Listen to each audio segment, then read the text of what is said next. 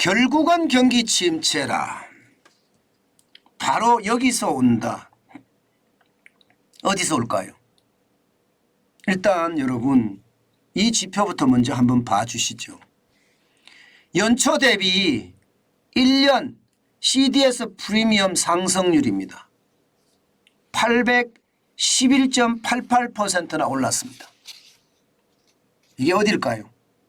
대한민국일까요? 아니면 미국일까요? 이건 미국입니다. 미국입니다. 지금 보시는 것처럼 연초에는요, 미국 1년 CDS 프리미엄, CDS 프리미엄이 16bp였거든요. 1bp는 0.01%입니다.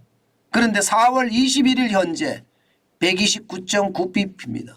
그러니까 지금 811.88% 거의 9.1배나 올랐죠. 9.1배. 엄청나게 올랐습니다. 이 CDS 프리미엄이라는 게 기본적으로 위험의 어떤 지수가 그만큼 많다는 뜻이에요. CDS라는 게 신용 부도 수합이라고 이야기할 수가 있는 건데요. 이게 CDS는 얼마나 불안한가를 나타내주는 지표라고 하면 여기에 프리미엄을 많이 붙으면 붙을수록 그 상황이 더 심각하다는 거예요. 왜냐하면 위험하니까 프리미엄이 붙는 거거든요. 1년짜리 CDS 프리미엄이 지금 연초 대비해서 4월 달인데 811.88%가 늘어났다는 것은요. 미국 경제의 위험성이 굉장히 커졌다 이렇게 이야기할 수 있습니다. 물론 미국 시장의 부채 한도 협상이 지금 지지부진하기 때문에 올라갔다는 이야기도 있습니다. 물론 그것도 포함이 될 거예요. 그렇지만 1년짜리 CDS 프리미엄이 이렇게까지 올라가는 것은요. 이게 경기가 나빠질 수 있다는 신호가 오고 있다 이렇게 이야기합니다. 게다가 1년짜리 말고 5년짜리도 말입니다. 5년짜리도 지금 54.3bp거든요. 54.3bp. 이것도 말입니다. 전일 대비해서도 4.4bp가 올랐고요. 이게 연초 대비하면 이것도 마찬가지로 계속 오르고 있는 겁니다. 계속 오르고 있어요. 여기에다가 T비일 금리라고 있습니다. 4월 초에 미국 T비일 금리 1개월짜리가 4.75%. 와우. 굉장히 많이 올라갔습니다. 그런데 4월 21일 날 4월 초하고 4월 21일하고 차이가 말입니다. 131bp가 차이가 납니다. 131bp가. 다시 말해서 131이니까 0.01%니까 이게 엄청나게 빠르게 지금 달라진다는 이야기인가요? 1.31%가 올라갔다는 수준이니까요. 그만큼 말입니다. 미국의 경기 침체가 결국 대한민국의 경기 침체를 불러올 수도 있다. 이런 얘기가 지금 성립이 되는 거고요. 게다가 말입니다. 이게 미국의 경기 침체는 뭐 세계 경기 침체도 불러오고 있지만 대한민국 경기 침체도 불러온다고 이야기를 했습니다. 그러나 이 정치적 리스크 말입니다. 정치적 리스크도 만만치 않습니다. 정치적 리스크. 당장 말입니다. G7 회의가 있습니다. G7 회의에서 러시아에 대한 수출 금지 방안이 논의가 된다고 이야기하는데 어떤 식이든 추가 제재가 나올 것 같거든요. 추가 제재가 나왔을 때 전면 수출 금지도 그 안 중에 하나입니다. 현재까지는 제재 대상 품목 외에는 모든 제품을 수출을 했는데 앞으로는 전면 수출 금지하되 한정 품목만 허용하자. 쉽게 말하면 한정 품목이라는 게 먹는 거, 그다음에 의약품, 치료하는 거 이것만 수출하자 이렇게 나올 수도 있다는 이야기입니다. 그러면 시장에 이게 공급망 문제뿐만 아니라 세계 경제가 일시 멈춤이 되겠죠. 그러면 경기 침체가 아니라 경제 위기로도 까지 갈 수 있다는 그런 이야기도 현재까지 나오고 있습니다. 이것이 말입니다. 시장 전체의 위협으로 커질 수도 있다 이런 얘기가 되는 거고요.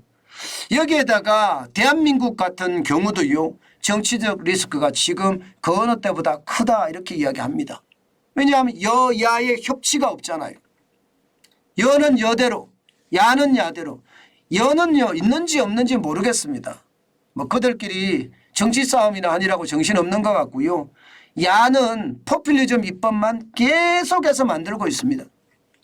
그리고 여당하고 상관없이 그냥 단독으로 계속 처리해내요. 단독으로.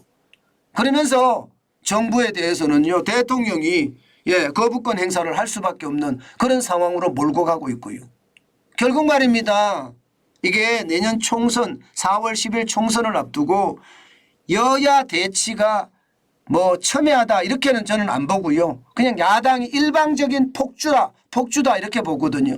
여기하고 정부하고의 어떤 충돌이 극한 대립으로 가지 않겠느냐 하는 생각을 많이 합니다. 이 극한 대립은요. 결국 말입니다. 시장에는요. 굉장히 큰 충격을 줄 거예요. 오죽했으면 언론들이 해외 언론들이 대한민국을 보고 정신적 내전 상태니 혹은 말입니다. 정치적 내전 상태니 내전이라는 전쟁을 하고 있다는 거예요. 그런 이야기를 합니다. 왜? 협치가 없으니까. 야당은 야당대로 폭주, 여당은 여당대로 힘이 없고 정부는 정부대로 방패가 돼서 막으려고 들고 있고. 그러니까 시장에 이게 뭐 민주주의의 기본 원칙이라고 이야기하는 대화와 타협이 아예 없다는 겁니다. 그러니 시장은 무너질 수밖에 없죠. 게다가 생각조차도 말입니다. 합리적인 생각을 못해요. 객관적인 선택을 할 수도 없고요. 그러니 우리도 정치적 위협이 세계적인 위협도 크지만 대한민국 내의 어떤 정치적 위협도 크다. 이렇게 이야기할 수가 있고요. 그리고 세 번째, 아주 큰 거 세 번째는요. 반도체입니다. 반도체. 지금 미국의 어떤 반도체 수출을 통제하려고 하는 그 기운, 이거 장난 아니거든요. 당장 말입니다. 반도체 장비 수출 규제. 지금 기본적으로는 D램 만드는 거나 낸드 플래시 메모리 만드는 거. 이거 말입니다. 장비 수출 금지합니다. 기본적으로 D램은요. 18나노미터 이하가 되는 거고요. 낸드 플래시 메모리는 14나노미터 이하가 됩니다. 그런데 이거는요. 반도체 장비 수출 규제니까 우리가 반도체 장비에서는 뭐 미국 시장, 미국의 어떤 경쟁력에 비해서는 턱없이 작거든요. 그렇게 충격 안 받습니다. 게다가 말입니다. 두 번째가 미국에서 보조금을 받는 기업은 중국의 첨단 반도체 투자 금지. 지금 SK 하이닉스나 혹은 삼성 입장에서 중국 공장을 더 업그레이드 시키고 싶어도 못한다는 이야기가 되는 겁니다. 게다가 최첨단 반도체 수출 금지. 이제는요. AI라고 해서 GPT라고 챗 GPT라고 이야기하는 반도체 못 팔게 하고요. 슈퍼컴퓨터용 첨단 반도체도 수출을 못하게 합니다. 더 심각하게 가는 거는요. 한국이 중국 반도체가 부족하게 되면 이거 부족분 메워주지 마라 하는 이야기가 나왔습니다. 이거는 여러분 저는 엄청난 충격이 될 거라고 생각해요. 중국이 마이크론에 대해서 수출 금지를 하잖아요. 그러면 마이크론이 공급하던 부분에 대해서 한국이 공급하지 말라는 거예요. 지금까지 공급하던 것만 공급하지 추가로 공급을 해주지 말라는 게 지금 미국의 입장입니다. 자, 여러분 이렇게 됐을 때 우리 타격 안 받을까요? 중국 입장에서는 우리한테 압력을 넣을 수밖에 없겠죠. 왜냐 하면 말입니다. 여러분 보세요. 중국 내 D램 점유율을 보면 삼성전자가 43.2%입니다. SK하이닉스는 34.6%예요. 마이크론이 차지하는 부분이 14.5%거든요. 바로 이 부분 말입니다. 바로 이 부분을 더 이상 공급하지 말라는 거예요. 그렇게 되면 이게 중국하고 삼성이나 SK하이닉스하고 갈등이 생길 수밖에 없는데 그 갈등의 고를 이게 쉽게 이겨내기가 쉽지 않습니다. 그게 그 공장이 대한민국에 있다 하면 그 문제가 안 되겠죠. 근데 그 공장이 중국 내에 있잖아요. 그렇기 때문에 문제가 굉장히 심각해진다.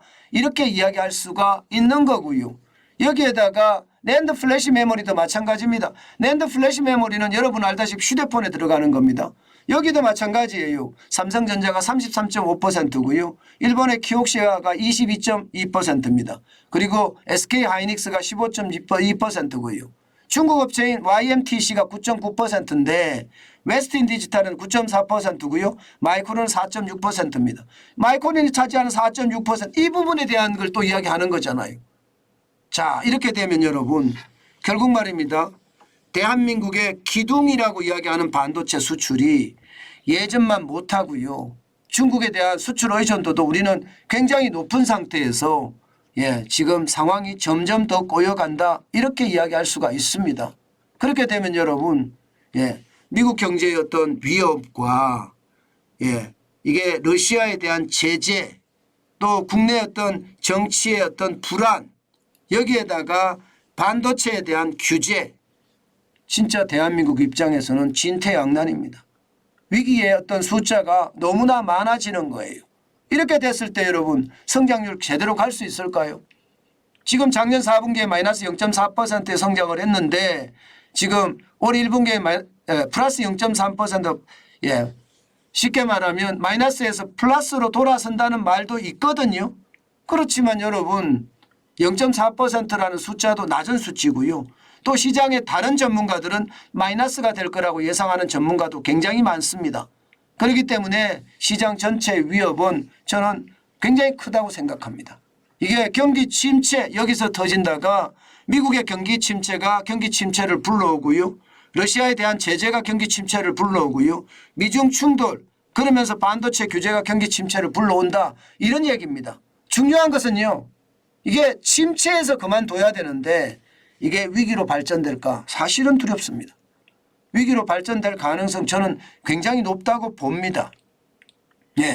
한꺼번에 오지는 않겠지만 분명히 중국이 제대로 성장하지 못하게 막으려고 하는 것도 저는 당연하게 보이고요.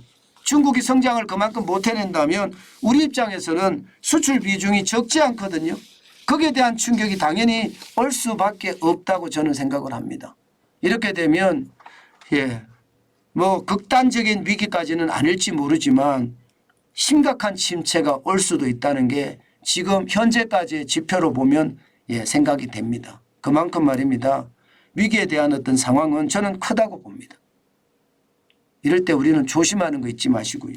늘 직업을 가지고 현금을 쌓자는 이야기 제가 많이 하는데 반드시 말입니다. 반드시 필요합니다.